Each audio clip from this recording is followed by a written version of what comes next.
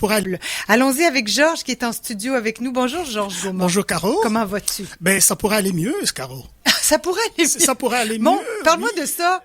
Une belle franchise. Oui.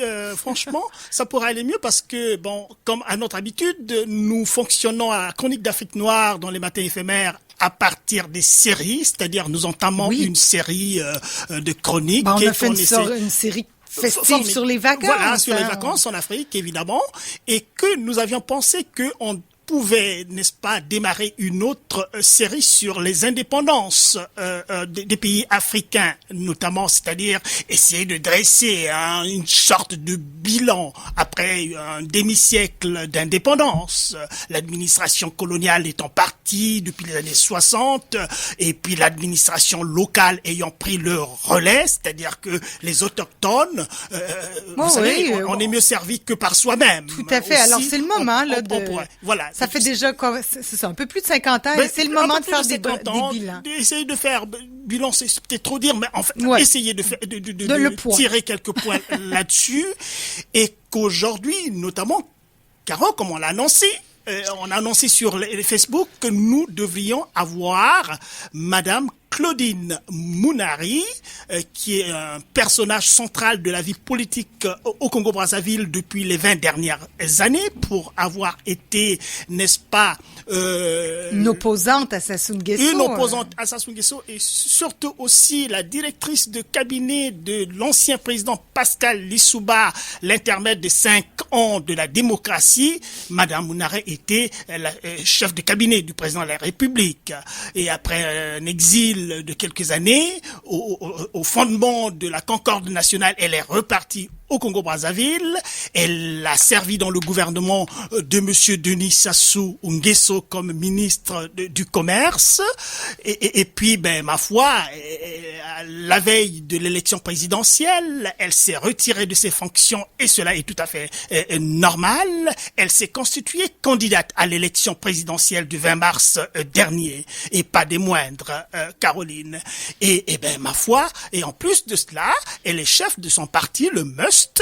Elle est aussi aujourd'hui présidente du FOCAD, qui est la plateforme de l'opposition pour veiller à l'ordre constitutionnel. Donc une alliée dans votre cas, oui. Qui a été assignée à résidence. Qui était assignée à résidence, absolument. La seule femme candidate à l'élection présidentielle, la seule femme. Et au jour où nous parlons, c'est l'une des seules personnes, des très rares personnes dans l'opposition à se tenir debout dans un système militarisé qui terrorise le peuple congolais aujourd'hui. Elle a fait des déclarations, elle a fait des sorties remarquables, Madame Mounari, et c'est le genre de personne, à travers ce qu'ils disent, qui donne à espérer à tout un peuple. Oui. Tout un peuple, c'est les 95. Il faut que les gens sachent qu'il y a les 95% qui ont refusé le régime de monsieur Denis Sassou Nguesso aujourd'hui. 95%. Et même les 5% qui sont allés au référendum, les 5% n'ont pas voté pour monsieur Denis Sassou Nguesso. Bon, là, j'ai annoncé qu'on allait parler à madame Mounari, et c'est un peu la raison pour laquelle ça va pas si bien, Georges, parce que madame, on peut comprendre, elle n'est pas disponible. Elle n'est pas disponible ce matin. Évidemment, il faut que nos auditeurs et surtout nos internautes qui attendent cette émission-là sachent que madame Mounari est très, très prise, parce que en ce moment, ça bouge au Congo-Brazzaville. Le dictateur que nous voulons faire venir et qui s'enracine au pouvoir depuis des années, il continue de jouer de la feinte. Il continue de jouer de la duperie. Alors, ce sera partie remise pour ça sera partie remise parce que il veut faire un dialogue, comme à son habitude, un dialogue qui s'appelle un monologue. Alors, madame Mounari est en train de recristalliser une opposition qui s'effiloche, donc elle fait l'effort de garder cette opposition unie, de sorte que, évidemment, on n'aille pas à un dialogue qui est pipé d'avance, comme aussi l'élection présidentielle où monsieur Denis Sassou Nguesso a eu 8% et qui s'enracine au pouvoir. Alors on peut comprendre qu'avec le décalage horaire, il est quoi là-bas? Il est 14h, il est 2h39 maintenant. Alors elle est en plein cœur de la journée, évidemment, pour cet enjeu essentiel. On se reprendra. Elle a dit partie remise, donc nous l'aurons à l'antenne, que nos internautes et nos auditeurs se prennent du courage et plutôt de, comment on appelle ça, patience, de patience pour la prochaine fois. Georges, ça nous empêchera pas, tout ceci dit, de parler d'indépendance. Là, on va entamer cette chronique justement avec ton pays natal, le Congo, qui est un des pays qui était sous la colonie française. C'est ça, j'allais dire, sous la dictature, mais c'est pas tout à fait ça, là. Sous la colonie française. Voilà, tout à fait, absolument. Les Français qui sont partis, mais qui gardent certains liens quand même. Hein? Bon, oui. Et c'est le nerf de la guerre et ce sera comme ça, j'imagine, pour toute la suite de la chronique. C'est 50 ans d'indépendance pour les pays d'Afrique noire, mais il y a encore des ficelles. Il y a encore des ficelles. Ben voilà, c'est ça la problématique dans cette affaire-là, que vous êtes indépendant. Mais c'est une indépendance nominale, Caroline. C'est une indépendance nominale parce que une observation fine montre que, et malheureusement, les pays africains, en Afrique noire du moins, sont pas du tout indépendants. Et on prend l'exemple. Tu te rappelles, on a parlé de la monnaie africaine. Tu m'as même posé des questions. Mais Georges, c'est quoi la monnaie africaine? Eh ben, la monnaie africaine, c'est le franc CFA. Le franc CFA, la communauté financière africaine, mais il y a d'autres dénominations, comptoir français d'Afrique ou que sais-je encore. Mais cette monnaie-là, vous savez, la monnaie, c'est l'une des battre la monnaie, c'est l'une des fonctions régaliennes d'un État qui confère sa souveraineté. Quand un État arrive à battre sa monnaie, eh ben, il soutient l'économie du pays. Donc cela est très essentiel à côté des autres fonctions régaliennes d'un État, que la défense du territoire, la défense de l'ordre intérieur, la défense de la justice sociale et la défense de l'économie à travers la monnaie. Mais malheureusement, les pays africains jusqu'aujourd'hui ne battent pas leur propre monnaie. La monnaie du franc CFA est toujours assujettie au franc français. Et comme le franc français n'existe plus aujourd'hui, eh ben c'est assujetti donc à la France qui est dans l'euro. Vous voyez? Donc il y a des liens qui sont très très très forts, des liens nébuleux bien sûr, parce que l'économie de la France est aussi basée sur ce mouvement de surplomb que la France assure, le franc CFA. Hein? Et vous voyez ce que les pays africains payent à la France tout simplement pour l'usage du franc CFA. Alors tu perds ton latin, Caroline. Ouais. On aura peut-être un jour à faire une autre émission sur le franc CFA à ce niveau-là. Donc voilà, il n'y a pas de souveraineté. Il n'y a pas de souveraineté à ce niveau-là. Ça, c'est sur le plan de la monnaie. Ouais. Bon, mais sur le plan aussi de la politique aussi, on peut le dire, puisque nous parlons du Congo-Brazzaville. Le Congo-Brazzaville va fêter 56 ans le 15 août qui arrive là, hein, la semaine prochaine déjà. Eh ben, ma foi, comment fêter... Fêter quoi, finalement? Fêter quoi, finalement? C'est ça la grande question. Fêter quoi? Et de surcroît, faire la fête parce que, bon, ça va se passer dans la région de la Bouenza, une région du sud, aussi qui est sous, n'est-ce pas, l'influence néfaste du régime autocratique qui est là. Alors, j'en suis à me demander, mais comment peut-on fêter sous les bombes, sous les intimidations et sous la terreur? C'est ça le paradoxe essentiel. Donc, on sera dans le faste. Comme d'habitude, comme ils savent le faire, en tout cas au Congo-Brazzaville. Quand il s'agit du faste, alors ils se déploient. Ils se déploient. On sait faire la fête. Ils font la fête alors, mais pendant que les gens sont en train d'être bombardés, les gens ne sont pas payés parce que évidemment avec les conneries que fait Monsieur Denis Sassou Nguesso et son équipe, eh ben le pays risque d'arriver à un état de cessation de paiement. Mais pour ce qui est de la population, Georges, 50 ans, 56 ans d'indépendance là, est-ce qu'il y a ceci dit quand même plus de positifs que de négatifs? Est-ce qu'on peut faire simplement, là, c'est très, très simpliste, mais les gens, en général, c'est toujours positif, l'indépendance, on peut pas... L'indépendance, c'est toujours, l'idée de l'indépendance, c'est tout à fait possible, c'est positif, mais écoutez, soyons sérieux. Soyons sérieux, le Congo-Brazzaville, c'est un pays de à peine 4 millions d'habitants. On ne sait même pas si on est 4 millions d'habitants. Alors, en étant sérieux, un pays de 4 millions d'habitants, c'est-à-dire une très faible population. Et un pays qui est le 4e pays producteur du pétrole en Afrique noire. Ce qui veut dire que sur le plan de la production minière, le Congo-Brazzaville est un pays qui était doté. Alors, très doté. Alors comment comprendre que 56 ans après, le Congo-Brazzaville soit déjà un pays pauvre, très endetté, parce que le pays a été admis à l'initiative des pays pauvres très endettés. On le verra avec les autres pays, parce que là, on parle du Congo, mais il y a beaucoup de pays africains là, qui étaient sous la coupole des Français.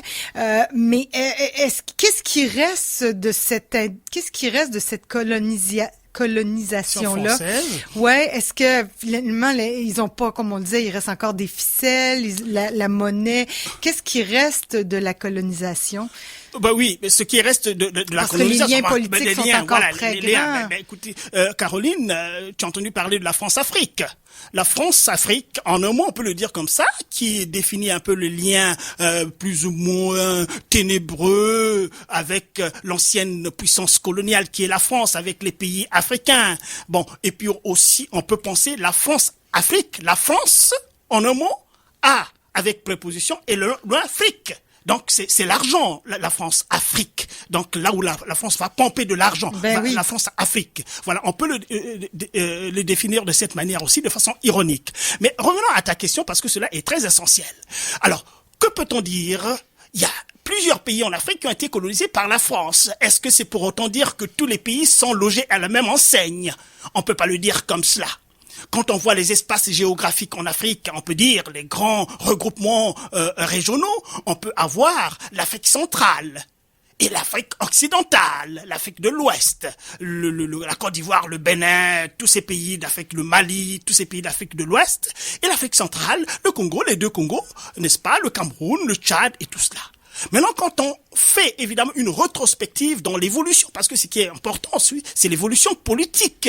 La démocratie, nous sommes autour de cette idée de la démocratie. En Afrique centrale, malheureusement, le bilan est tout à fait négatif. Il y a certains pays qui essaient de marquer des points, qui essaient d'avancer. Un pays comme le Rwanda, par exemple, qui a vécu quand même des choses extraordinairement mauvaises. Mais le Rwanda est un pays qui évolue alors oui, on peut dire qu'ils ont rebondi. Ils ont rebondi avec beaucoup de force et c'est un petit pays sans ressources, avec une population assez large, mais qui a marqué des avancées extraordinaires. Là, on peut dire que l'indépendance vraiment a apporté quand même quelque chose, parce que la souveraineté du Rwanda fait que ils ont été capables de porter un projet de développement qui soit fort et qui soit perceptible et visible aujourd'hui. Allez au Rwanda, vous verrez que non, écoute, ça décale quand même des autres pays africains. Est-ce que les autres pays pourraient suivre l'exemple du Rwanda? Les autres pays, il suffit pas de voir et vouloir suivre l'exemple, Caroline. Le plus important, c'est la structure, la structure de l'espace institutionnel, la structure de l'espace constitutionnel, les lois que l'on met en place, les projets politiques qu'on met en place et aussi les mœurs des hommes politiques.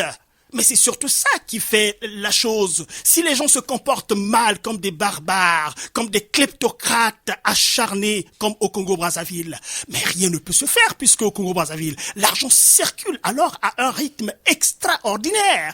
L'argent circule au Congo-Brazzaville, mais on ne voit absolument rien. Et l'autre chose, Caro, c'est je dirais que ce sera le problème de plusieurs autres pays aussi. Ce sera les autres pays, on verra aussi, mais focalisons-nous un peu sur le Congo-Brazzaville, Caro, parce que figurez-vous, ils ont pensé que rentrer comme ça dans un projet de construction des routes, des immeubles et tout ce tralala dans ce qu'ils ont appelé la municipalisation accélérée au Congo-Brazzaville, c'est-à-dire la démarche selon laquelle chaque année on va faire la fête nationale dans une région, dans une ville et profiter de l'année pour développer les infrastructures dans cette ville-là.